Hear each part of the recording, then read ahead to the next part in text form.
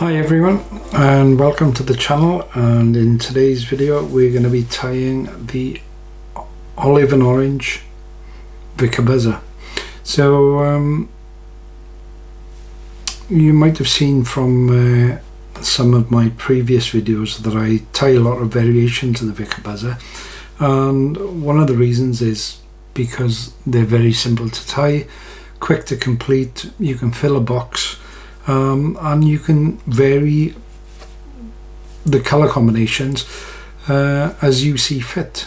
And what I do over a season is I try various combinations and make note of where they're successful or not, as the case may be, and that way I keep my box turning over to gain a lot of successful patterns, or patterns that I know will work in certain conditions. So this is one of the patterns I've come up with. No doubt someone else has elsewhere, but I just thought I'd convey some of the reasoning behind it before I go into the tie-in. So, you know, the Vicar buzzer is a simple fly. Beginners can tie it. It gives you practice at creating that buzzer looking profile, but more to the point, the simplicity of it enables you to play around and practice and change the materials that are incorporated into it, or the color of the materials, so that you can go and experiment when you're out in various lakes. Now this one, for example, has been very successful for me over various weed beds, Russell Water, Grapham, Clywedog, Chew even. And you know, if you're having success on the fly, however simple it is, why would you not use it? So so anyway, that's a bit of the rationale behind the fly, and its simplicity to tie itself. So if I talk about the dressing before we tie it, so there's a bit of a change here. Well, the hooks stay the same, 10s, 12s and 14s. The tying silk is medium olive in 6/0 for 10 and 12, and possibly 8/0 for 14. The collar is a kind of UV orange. I'll just put it up to the camera here now. It's kind of UV orange that I found many years ago. I think it's a Lure Flash product, and I don't think Lure Flash are trading any longer, but places like Glasgow Angling Centre have got a lot of their materials there. But in particular, you'll see, if I just put the UV torch on, there's a kind of glow to that, and because of the colour of the thread and the how the resin wets it, you can see that glow from inside the thorax as well. But anyway, like I say, let's change that out and you'll see how simple it is to tie. So once again, hook I'm using is a Camsam B175, and starting behind the eye, close touching turns, and I'll take that all the way down to the bend.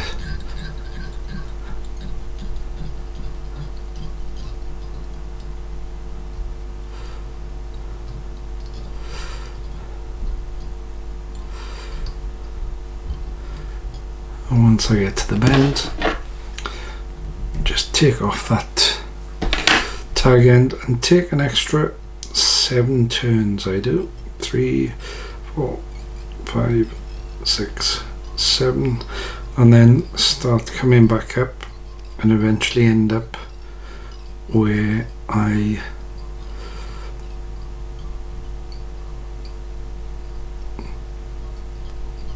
tie in the material for the collar, and that is just over halfway in about 20 turns. You'll hear me repeat it through a number of videos, but listen, it's just my style. This is the way I tie.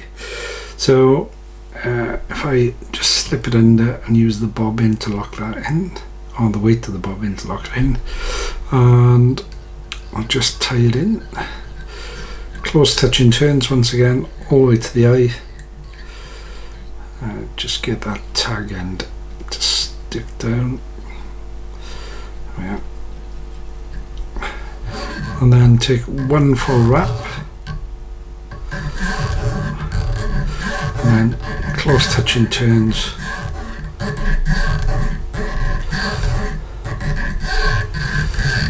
On the way. And then pull it back towards the rear of the hook, and you can lock that in as you start to make the thorax. So once again, a minimum of 5 turns left for the collar, and we'll go back up and then down again.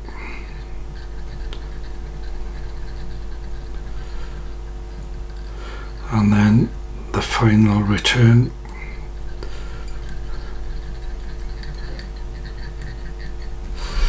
And we finish off once again with a 6 or 7 turn whip finish. So make those wraps back towards the thorax, and that will create a nice little head there and finish things off. There you go. Pull him tight, and that's the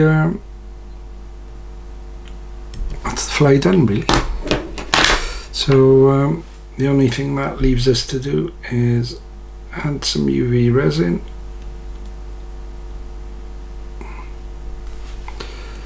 and get your bodkin or dubbing needle and make sure we start to spread that around.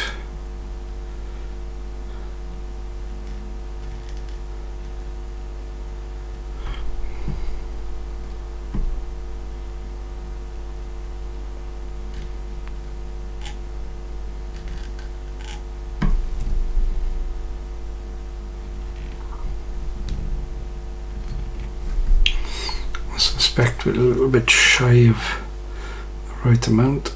Just add a little bit more there.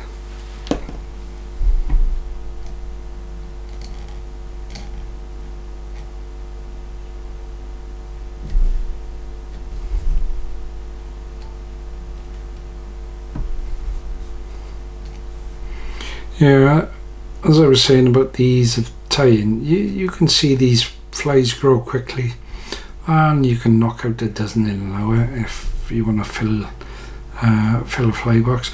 But as well as that, you can see on each variation that I've done, the tying method is exactly the same, and you end up with the same outcome, really. And all you have to do is just vary the materials, but the overall shape that you see is very much buzzer-like.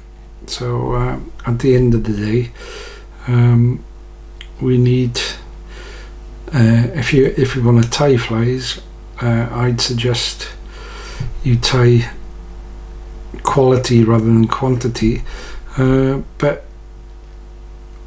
when you are tying for quality, eventually you'll train your muscles to tie a good fly, and with a bit of practice you'll just get faster and faster at tying a good fly. And yeah, practice makes permanent, as they say. So with that, now I think that's done and dusted. One last look so that there's no pooling and everything's done. Yeah, that's it. So I'll just give it a zap, and hopefully you can see that orange hotspot. It may be that you know, I'm using this as an olive buzzer over weed beds, but with that orange hotspot, it could even be mistaken, even on still water, you know. for an infected shrimp. I don't know. I guess when I catch a talking trout, I'll I'll ask them, but as yet I haven't. So anyway, there we have it, all done and dusted. That is the olive and orange Vicar buzzer. If you've enjoyed the video, stick a like up. If you want to see future videos, subscribe to the channel. If you don't want to do either of those, all I'll say is just thanks for watching, and I hope you enjoyed the video.